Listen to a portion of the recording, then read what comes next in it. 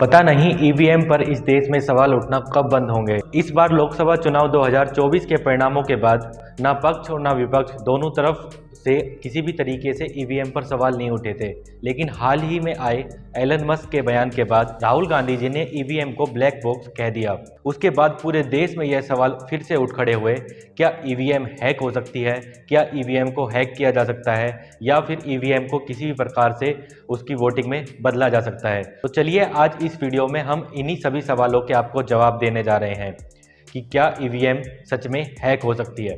सबसे पहले जानते हैं ईवीएम का इतिहास क्या रहा है दोस्तों। 1982 में केरल में हुए उपचुनाव में सबसे पहले आपके ईवीएम का प्रयोग किया गया था। उसके बाद 2004 में पहली बार देश के लोकसभा चुनाव में ईवीएम का प्रयोग किया गया। तो ये था दर्शकों छोटा सा ईवीएम का इतिहास। लेकिन सबसे बड़ा सवाल ये है कि ये ईवीएम काम कैसे करता है। तो चलिए आपको समझाते हैं ये ईवीएम कैसे काम करता है। इसकी 3 यूनिट होती है। पहली होती है ईवीएम, दूसरी होती है कंट्रोल यूनिट और तीसरी होती है वीवीपैट। यानी कि इन तीनों यूनिट को मिलाकर आपके एक ईवीएम पूरा मशीन बनता है दर्शकों। अब इनके क्या क्या काम होते हैं चलिए आपको वो भी बता देते हैं। ईवीएम मशीन जो जिसमें आप जाकर वोट डालते हैं। वीवीपैट वो मशीन होती है जहां पर आपको ये दिखता है कि आपने किसको वोट डाला है। और तीसरा पार्ट होता है कंट्रोल यूनिट, जहां पर आपके मतदान अधिकारी बैठा होता है और वो वहां से उसको कंट्रोल कर रहा होता है। जब वो आपके वोट डालने के लिए परमिशन देता है उसी के बाद वोट वैलिड होता है। तो इस प्रकार से ये 3 यूनिट होती हैं। अब आपके मन में दर्शकों ये सवाल आ रहा होगा कि इन तीनों यूनिट का कीमत क्या होती है। तो चलिए आपको वो भी बताते हैं। अगर ईवीएम की कीमत की बात की जाए दर्शकों तो वो होती है 7,900 रुपए। वहीं अगर कंट्रोल पैनल की कीमत की हम बात करें तो 9,800 रुपए। वहीं अगर हम वीवीपैट की कीमत की बात करें तो वो 16,000 रुपए होती है। इन किसी भी पैनल को किसी भी प्रकार की आपके वाईफाई, ब्लूटूथ या किसी भी प्रकार की अन्य कनेक्टिविटी के द्वारा इनको कनेक्ट नहीं किया जा सकता है।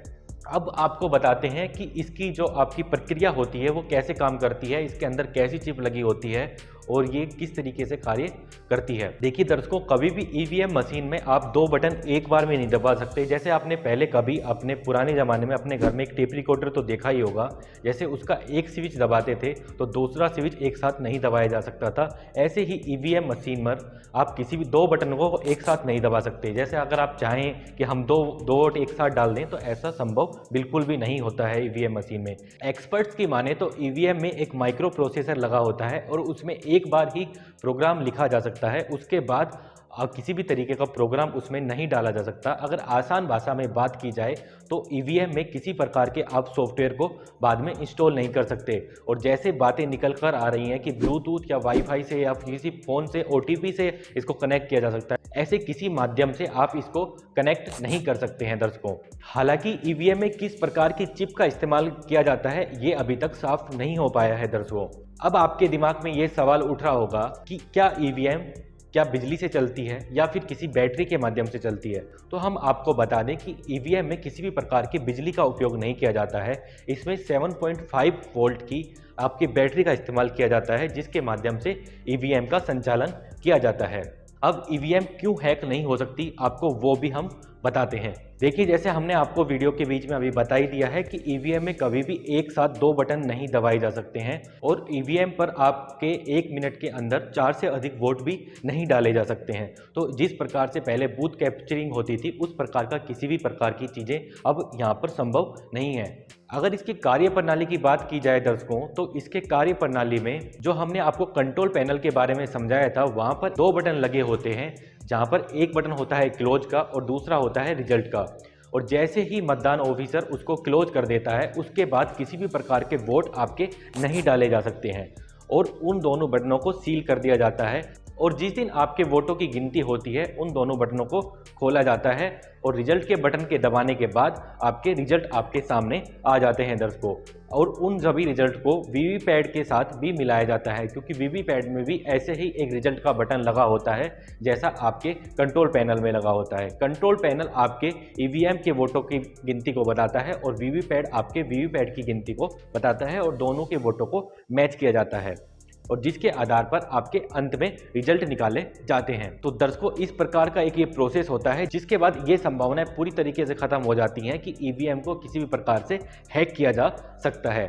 अब अंत में हम आपके लिए ही कुछ ऐसे सवाल छोड़ के जा रहे हैं। जो लोग ये सोचते हैं कि ईवीएम हैक हो सकती है, तो हमें वो इन सवालों का जवाब बिल्कुल देना ना भूलें।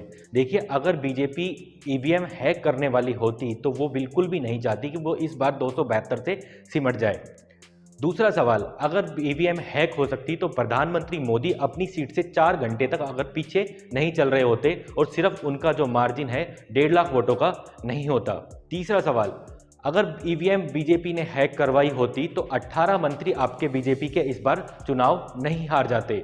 चौथा सवाल, अगर ईवीएम हैक हो सकते हैं तो बीजेपी कभी भी ये नहीं चाहती कि उसकी गठबंधन की देश में सरकार बने। पांचवा सवाल, अगर ईवीएम हैक हो सकती तो बीजेपी कभी नहीं चाहती थी कि वो अयोध्या में अपनी सीट हारे। और छठा सवाल, अगर ईवीएम हैक हो सकती तो प्रधानमंत्री मोदी आपके नड्डा और नायडू की बैसाखी सरकार बिल्कुल भी नहीं बनवाते। तो ये ऐसे कुछ सवाल हैं जिनके जवाब शायद आपके पास भी नहीं होंगे, क्योंकि अगर ऐसी हैकिंग संभव होती तो आपके इस बार भी इंडिया गठबंधन इतनी सीटें लाना असंभव हो जाता। वैसे इन सवालों पर आपका क्या जवाब है, नीचे कमेंट बॉक्स खुला है, उसमें आप अपनी राय जरूर दे सकते हैं। अभी के लिए इस वीडियो में इतना ही। अगर आपको वीडियो पसंद आया हो तो वीडियो को लाइक कीजिएगा। अगर हमारी वीडियोज आपको पसंद आ रही हैं तो चैनल को सब्सक्राइब कर साथ में जो बेल आइकन लगा है उसको दबा लीजिए। और उम्मीद करते हैं कि आप ये जानकारी अपने तक नहीं रखेंगे, अपने दोस्तों, परिवारजनों और फैमिली के मेंबर्स के साथ जरूर शेयर करेंगे। अभी के लिए इस वीडियो में इतना ही, फिर मिलेंगे ऐसी ही किसी वीडियो के साथ। तब तक के लिए जय हिंद, जय भारत।